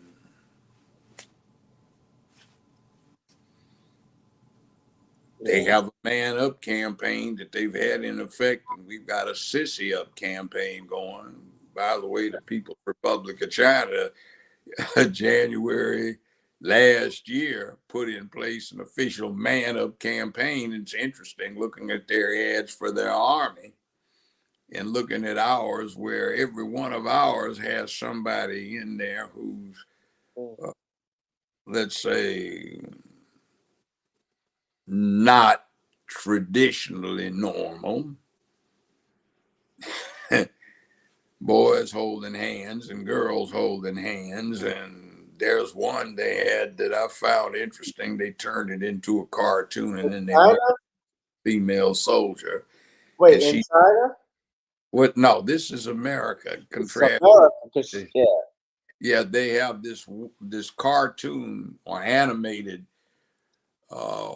lady soldier, and she talks about her two mothers. One of them looks like a man and the other one doesn't, and one of them got seriously ill and she went to Stanford or something, and she was a member of this sorority, so they all like to climb mountains and all of this.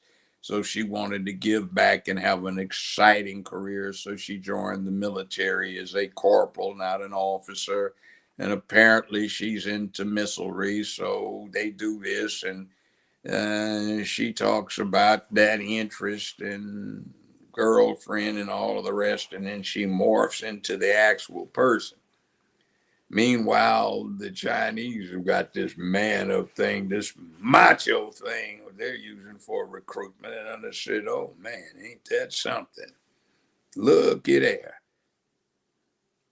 And by the way, to give you an idea, to cut somebody's dick off and give him an artificial twat, which is what's been authorized by the commander-in-chief, that cost at the very minimum the price for 2 Rhino mine-resistant vehicles that'll keep some American soldiers from getting killed or mutilated. But how many? Each Rhino can hold either from 6 to 11 or 12 people, depending upon how crowded they want it to be. So you're talking about anywhere from 12 to 20 some soldiers being put in danger of getting messed up to cut somebody's dick off. And meanwhile, during their enlistment period, most of the time is not delivered as in service. It's delivered in recuperating from the operations and in rehabilitation. So what's being done here? Somebody got that promise way before the election and after the election by the election of the board of electors got a promise that they were going to be favored of this administration, and certain other ones, the ones that look like us, we got told, hey, nobody promised you nothing. You got a chance to be part of the winning team. Ain't that a reward enough? Yeah. I want to talk with you, Judge, about one last thing. Y'all hit that like, share, and subscribe button. We got the Honorable Judge Joe Brown, hopefully new mayor of Memphis in 2023. So please get that like, share, and subscribe button, ladies and gentlemen. Donate to the Cash App and PayPal. One final thing, because you mentioned the midterms earlier. I wanted to ask you about the Warnock versus Walker debate. Did you actually see it? I saw some excerpts. I couldn't stand looking at the whole thing. My opinion on that is Warnock such a disgraceful jackass that even if Walker were mentally retarded and unable to speak, he'd be a better candidate than this idiot over here. Really?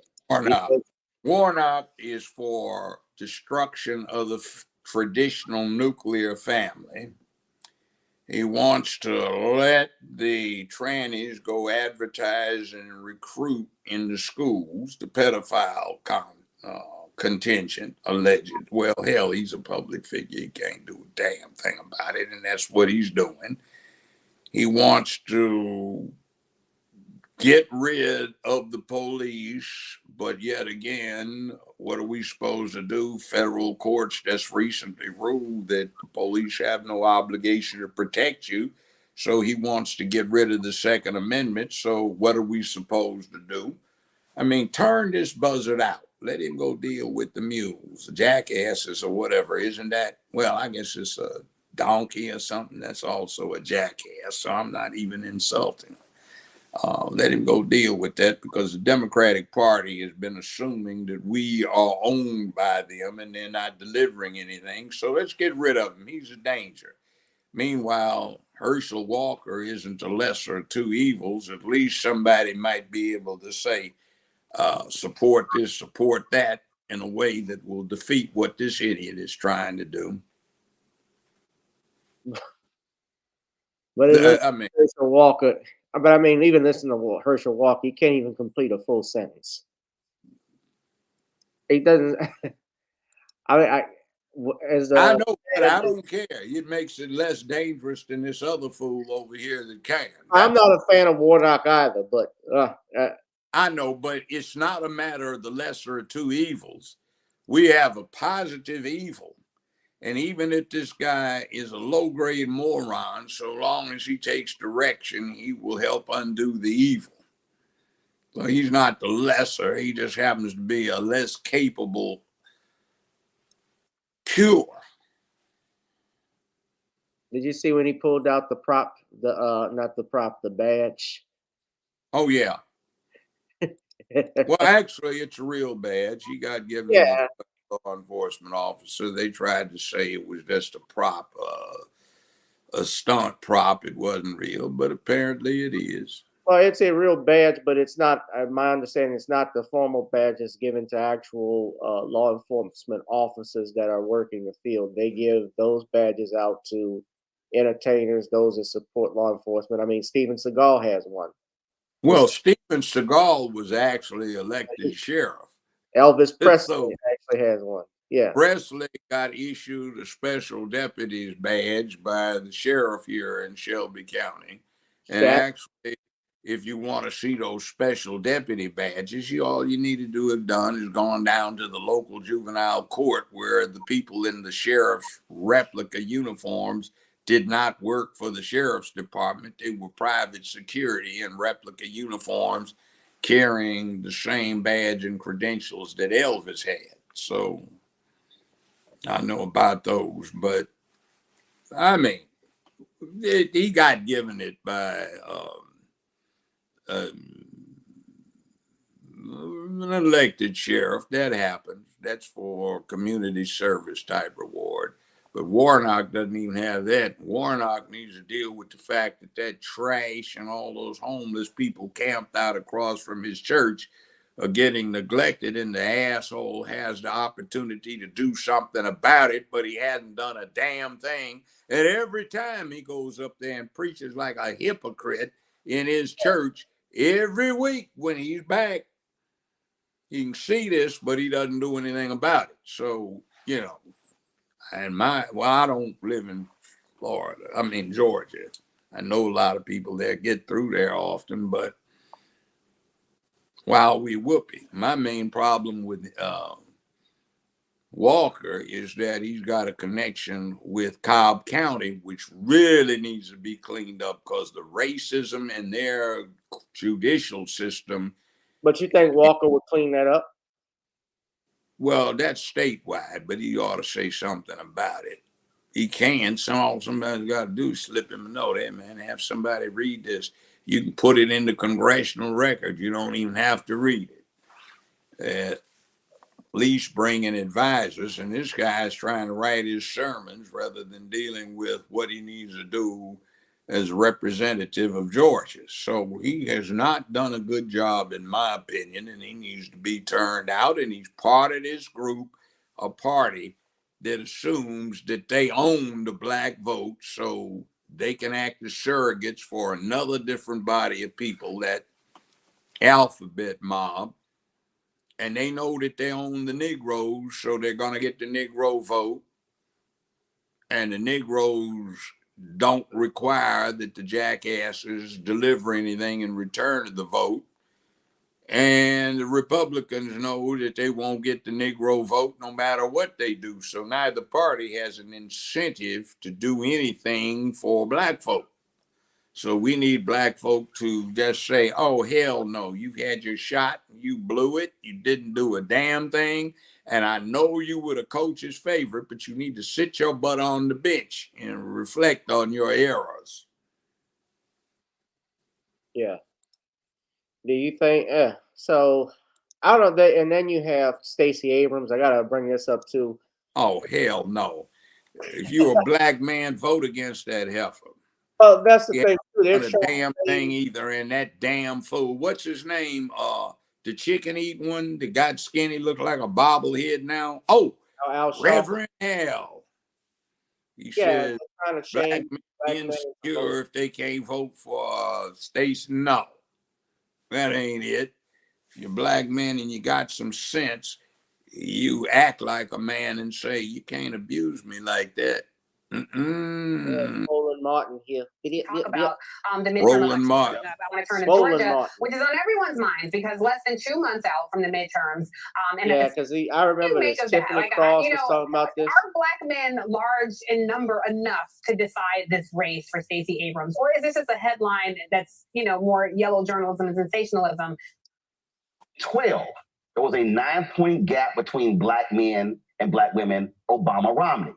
So people try to make this out to be about totally sexism. That's not true. There were 2 men running and black men. Black men were not happy with Obama. They felt he should have done more because on the issue of economics, of criminal justice, and things along those lines. And so what then happens? You go to 16, now it's a 13-point gap.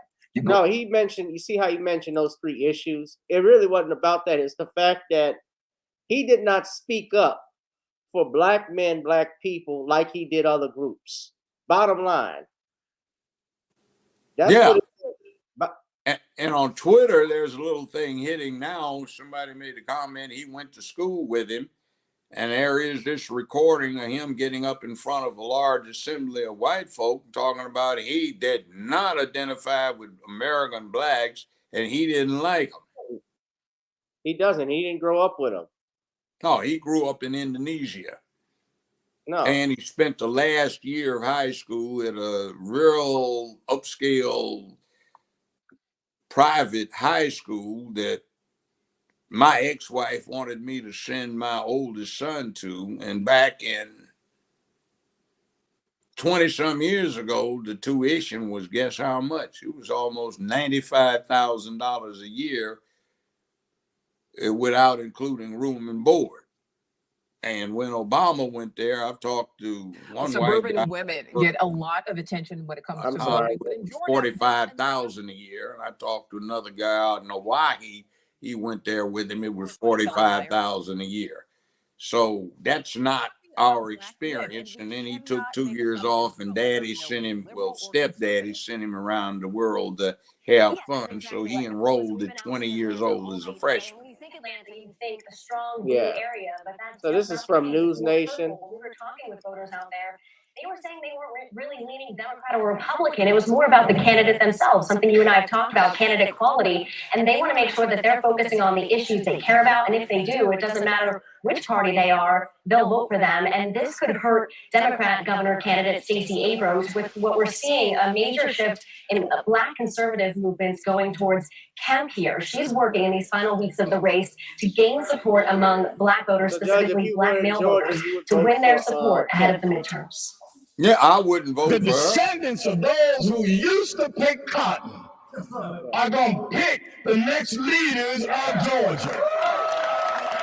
In Atlanta today, supporters of Democratic candidate Stacey Abrams working to get out the vote with Black voters ahead of Election Day. This is critically important. Blacks make up about 30% of the voters in Georgia, and if Blacks turn out, they will really determine the outcome of this election. But polling showing Black men could be breaking away from Abrams and moving towards Republican incumbent Governor Brian Kemp, with 74% of Black men saying they plan to vote for Abrams, compared with 82% of Black women. There's been a shift among Black voters in recent years moving towards the Republican Party. About 1 in 5 Black men voted for Donald Trump in 2020. That's up from 2016.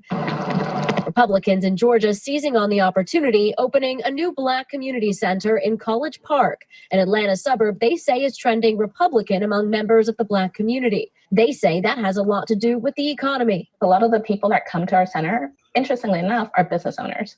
So I think we definitely have inroads to make with Black business owners in particular, because they can see it firsthand, from the COVID shutdowns all the way to how it's impacting their businesses. The shift giving Kemp an edge, the incumbent governor moving to a 5-point lead in a recent Emerson College poll and Hill survey taken just last week, with just 4 weeks until Election Day. And Nicole, this rally that we're at now is for Democratic Senate candidate Raphael Warnock. He's focusing on another key voting group, and that's Latino voters. Republicans have made major inroads among that group as well in recent years. They hope that that leads to big wins for them on election night. Nicole? All right, Kelly, thank you for that. Well, Thank you for watching. Go to newsnationnow.com. Black men don't want to be are tired of being taken advantage of. And not only that, we want some results instead of our votes being used to support the rainbow. We want to support that red, black, and green set of colors, not all of those rainbow colors. See, that's I mean, they have their rights. I don't care if somebody's homosexual. That's their damn business. I ain't got nothing against them. To get your freak on in your bedroom, I always say. But when they some start trying to set up this cult that is trying to establish itself as the secular religion of the United States of America and recruit all these children and screw up the dating game. I mean, man, See, you guys got a hard way to go. You walk down the street and something fine walks by you. You turn, you can't turn because it might be a boy. And see, I'm used to something fine looking walking down the street switching, it's like, oh man, wow. And humans don't wear, don't walk around naked. So they wear clothes. So the clothes and the mannerisms and the other gender characteristics are supposed to reflect what's under those clothes. So if it looks like a girl, it's supposed to be a girl. Now, there's an occasional freak that used to be everywhere that would go around cross-dressing, but now this stuff has gotten so prevalent that nobody knows what they're doing. And speaking of Georgia, let's say Atlanta. Wow. I told you this joke. It wasn't really a joke. A friend of mine said, Joe, man, I was in Atlanta airport, man, and I saw what I thought was the finest woman I'd laid eyes on. I got up enough nerve to go say something, went over there and turned out to be a boy. So, I mean, that screws up the whole human mating game, because just like any other mammal, we have this protocol we go through about courtship, mating, and reproduction. Right, but the ultimate goal of sex is to reproduce. That's what exactly. So they're having continuous foreplay. And the thing is, it's their business. And people can interpret this how they want. People can do whatever they want if their private life, that's their business. But the thing is, ultimately, is this something we should be endorsing? Is this something that needs to be promoted like it has been in the last, I want to say 10, 15 years, because I've never seen nothing like this. If we watch television shows and you saw, like, I'll never forget the episode of Married with Children, if you remember, when Al Bundy's wife, Peg, was going out with another man, and the other man turns out to be gay. His husband, he says his husband comes over to Al's home and says, your wife is sleeping with my husband. He's like, your husband? It was considered a joke because nobody ever thought two men or two women would be married. But now it's reality that they've changed the law to do that. And it was like saying, give me a glass of dry water. Well, you know what? I studied propaganda. I took 3/4 worth at UCLA 55 years ago. And one of the propaganda processes is to destroy morality and ethics so you can get what you want in if it deviates from the morality and ethics. Not modify them, but destroy them. And I'm looking at something. Last time I went to a movie theater a few weeks ago, I'm walking out of the show and I'm looking at the posters on the wall. There is a Disney animation, another animation, I don't know who put it out. I think it had something to do with Minions or something like that. And then the next one, and all these kids are looking at the posters. They got a guy standing next to another guy. Their backs are to the viewer, and one's got a handful of the first one's ass and the other one's feeling on the second one's ass. And I said, look at that.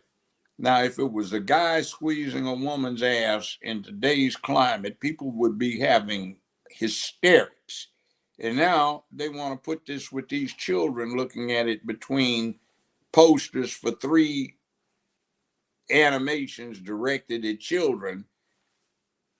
Look at the visual here. What are they trying to promote? And like we talked about it earlier, I just mentioned it laughingly earlier, they have these gay pride parade where they got these freaks up there on a poster with their bare dicks hung out, twirling them around, and kids coming up pulling on them, so that's okay. And all the kids grinning and carrying on. Oh, look, mommy, look at the freak.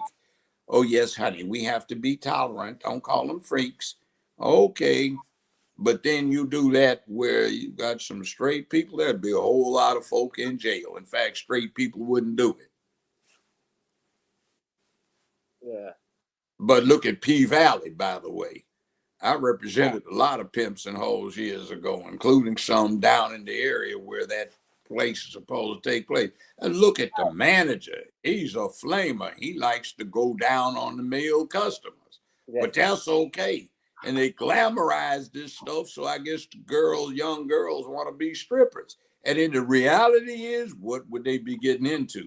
Now, all the strippers that I represented years ago, too, when I was on retainer to some strip clubs, hey, if you got 100 strippers, 95 of them are lesbian. 2 of them, 3 of them swing both ways, and 2 of them are straight. And the funny thing about it is, guys go in there wanting to get laid, and they pay all this money to the lesbians who aren't interested, and the 2 straight ones would probably lay them if they came across halfway decently free of charge. That's what's crazy.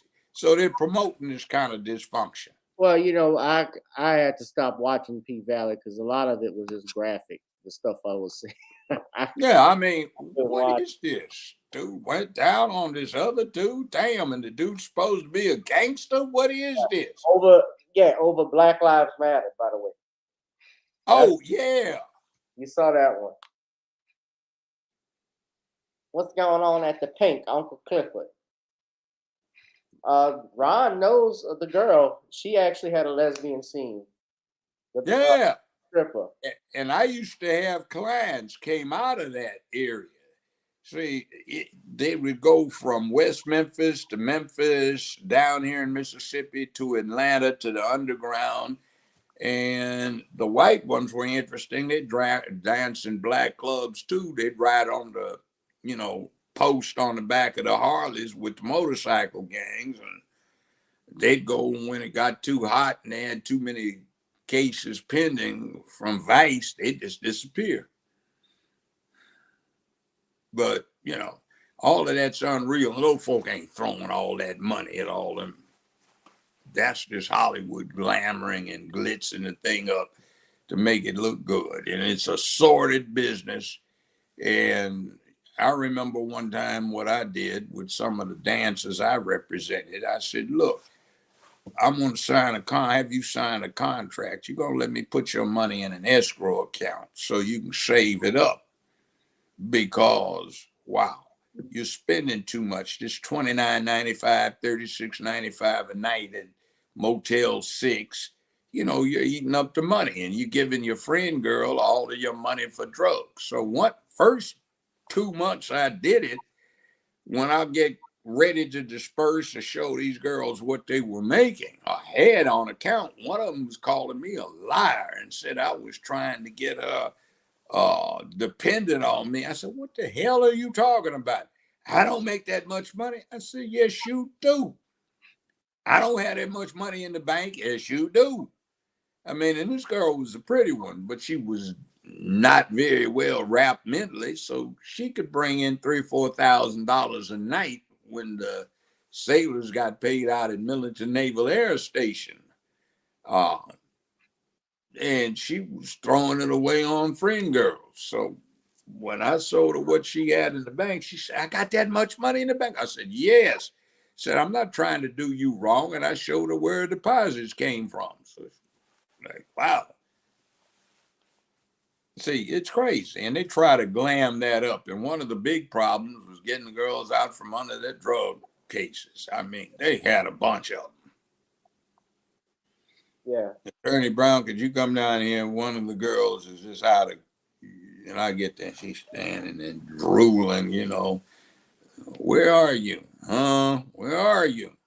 I don't know. You're at work. Huh? I have to call some relatives because I got the number. You need to come and get your sister here. She lost it tonight. Yeah. And they glam that up. That's a ridiculous mess. And all these young girls going around, I want to be a stripper.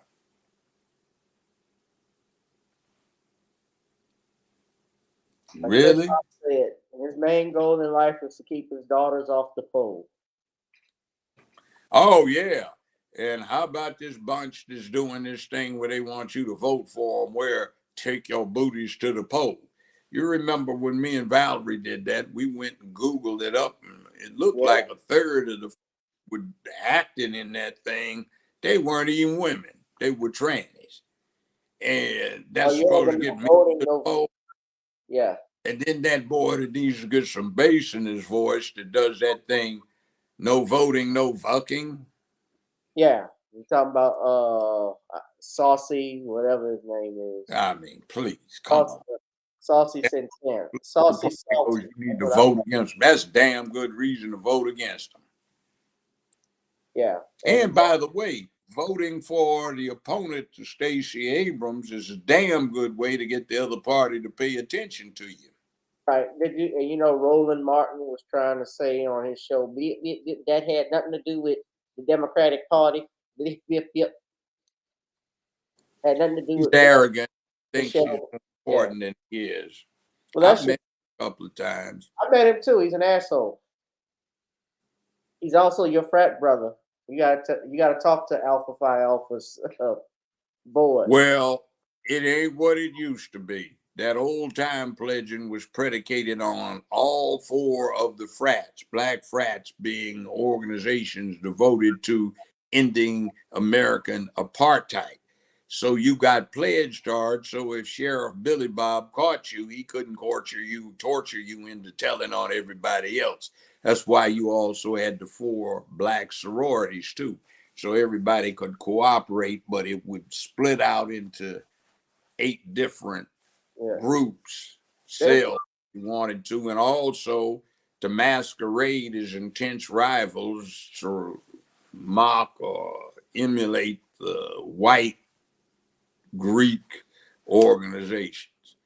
See, if you look at most of what went on for the first half of the 20th century, they were members of black frats and sororities who were behind it. But nowadays, I mean, I suppose if you went up and bumped somebody, I'm going to tell you bumped me.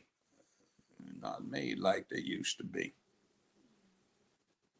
I'll give you an example. Attorney A.W. Willis and attorney Russell Sugarman, now both deceased, got a call when Emmett Till got murdered. They came down with ex-black cop from Memphis, one of the first 7 we had here, Withers, who now has a permanent exhibit in the Smithsonian Institution on photography. And they told me, old man Withers is dead now, they took 6 rolls of film, or he took 6 rolls of film of Till's body. He gave 3 rolls to Attorney Willis and 3 rolls to Attorney Sugarman, and this is what they told me years ago. I don't know whether it's true or not, but all 3 told the same story. And they were supposed to take the film to Illinois, get it developed at, I imagine, Walgreens, and then show what they had to the governor. So Willis tells this story, or told this story, about how he got caught by the sheriff and they tortured him for some hours, but he didn't tell on anybody, and he escaped and joined Attorney Sugarman, and they got to Illinois, and the rest is history. 6 or 7 cars got burned or shot up by the Klan and the White Citizens Council, who was trying to stop this from getting out of the state of Mississippi. But that was heroic, so they made it. But A.W. said he was an alpha too, and so was Sugarman. And they said, Willis said he was able to survive because it wasn't as bad as what happened to him during Hell Week. That's interesting advice, Judge. So, Judge, I want to say this before we wrap it up, Judge. You have your barbecue company. You want to talk a little bit about that? I have my seasoning company, of course, Monty's Creole. Yeah, I support that. I'm just not a seafood fan, but I have on everything. Sides of the family from Louisiana, and I know people that love seafood, so I've recommended it to them. But on my side, Judge Joe Brown, JJB Barbecue, BBQ, JJBBBQ.com. Order yourself something. You don't need a big pallet unless you've got a restaurant. Be my guest to order it. And one bottle is going to wind up non-economical because of the shipping cost. So get the 3-pack, and you will likely say it's the best you've ever had. And we also have the dry seasonings and some other things. Chicken links are coming out, smoked and raw, mild and hot. And we've got other things on the way. They just not ordered, but got an order totaling, I think, 1,000 pallets, which contain quite a few cases per pallet. They're putting out on the shelves in retail outlets in California. And for the sisters, the sausage, the chicken links are put up by an operation run by a sister, and it's the only Black USDA certified packing plant in California. So it's Black enterprise all the way. And if you're in LA and you want to hear it, this gentleman in the black, his name is Chef Damon. He was an engineer, and now he's a gourmet cook. And it's called Dee's Original Takeout Grill. It's on the corner of 79th and Western down in the hood. So it's great stuff. Try it. You'll like it.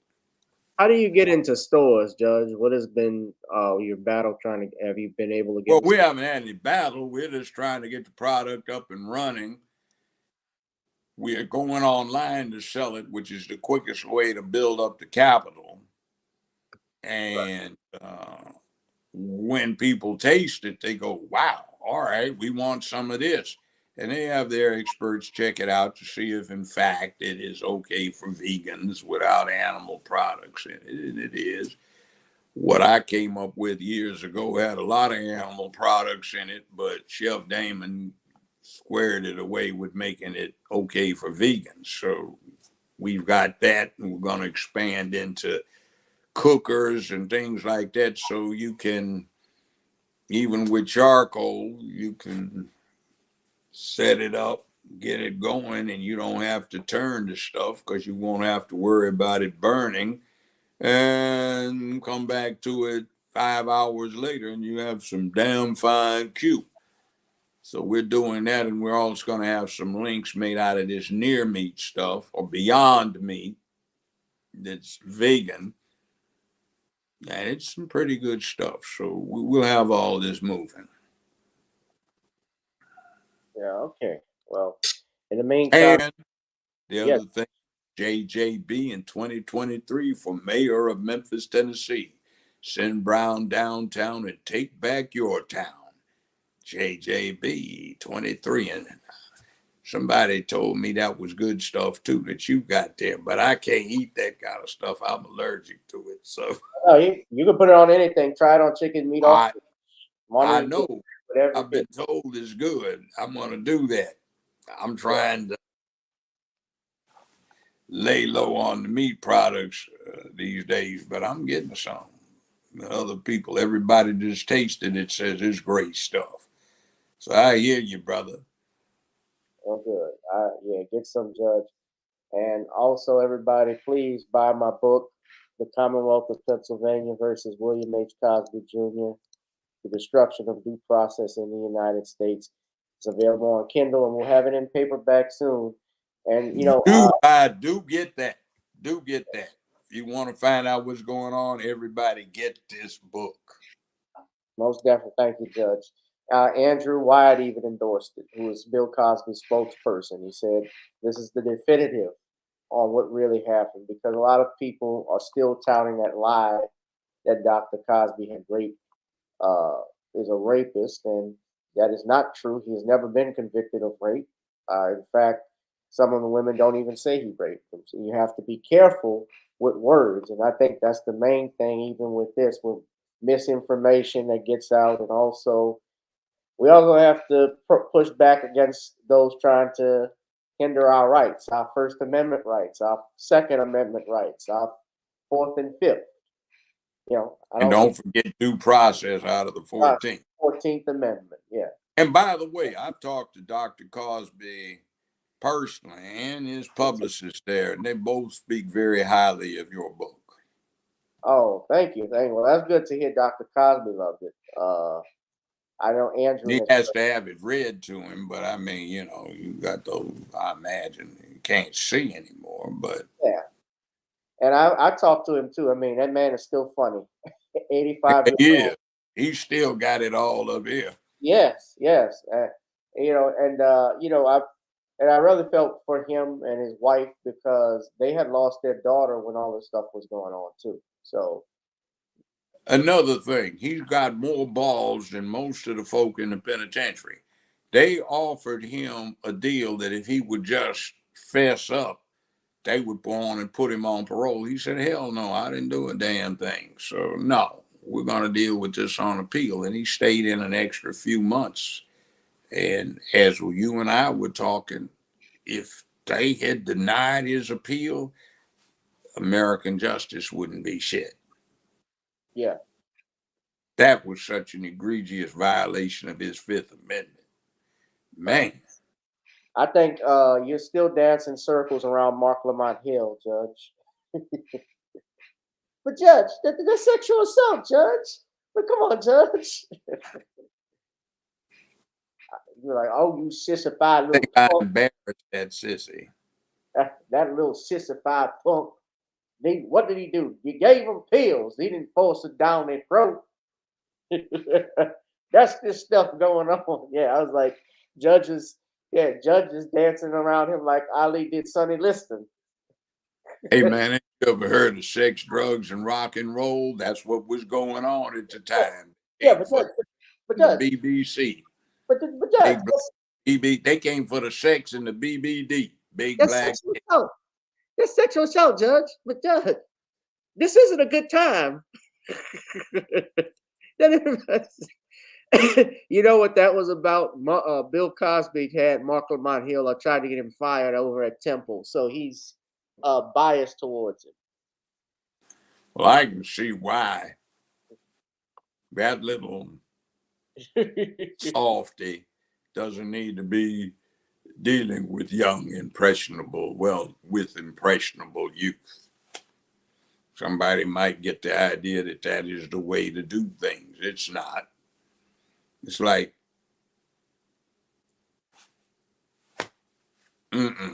Yeah. Man up, dude.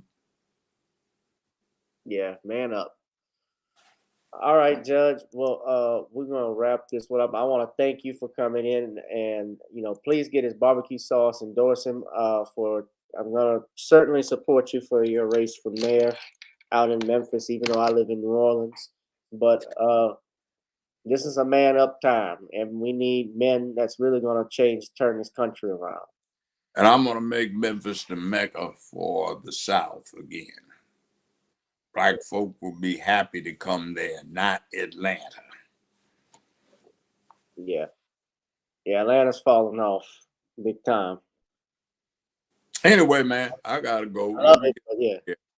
Counselor, always good being here with you. Tell your dad I said hi. And hi, bye, and got to go. This has been Judge Joe. Call me when you can, since I'm the one that ran. I'm out of here. All right, thank you, Judge. Good night. Yes, sir. All right, y'all, that was the judge. The judge has spoken. All you 65 punks, you have no clue about no judiciary functioning because you all this goddamn Dana. Get his punk ass off here.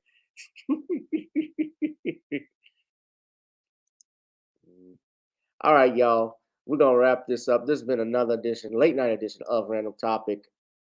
Tuesdays, tune in for Thursday. I'll be on with Sean. And I will see you all in the next one. Hope y'all enjoyed it. All right. See you then. Oh, I almost forgot. We didn't play Get On Up, did we? Should I play it? Since we've gotten on down, get the music, go to iTunes. Why don't we play Gotta Get On Up? Good night. All right. We always go out with this. I didn't start with it, so we're going to go out with it. All right. Okay, guys. Good night. We got to get on up and get out of here. Peace. I got work in the morning. Girl, come on. Gotta dance to the beat. Cause on the dance floor is where we'll show me what you got.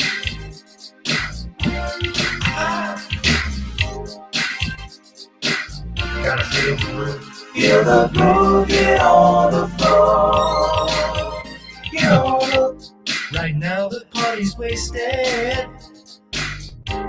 There's nothing much to do. But once the groove gets started, tell me, what do you have to lose? Just look into my eyes, girl, as we glide across the room. And what to my surprise now, the beat takes hold of you. Now if you're feeling like I'm feeling, so come on baby, let's start dealing. Time to get this party started. Ain't no time for the broken hearted. When the rhythm takes hold of you, there's only one thing left to do. Cause the beat is really moving. Time to get your body moving. Gotta get on up and move your body. Cause when the beat is really grooving, start to feel your body moving. Gotta get on up and shake something. Feel the groove, get on the floor. Get on the. Tell the DJ play the whispers. Rock steady in the mood. Put on earth, wind, and fire. Tonight we're gonna groove. Show me how you do the four corners. Electric slide or two. Hit the bus stop or do the bunny hop, baby. It's really up to you.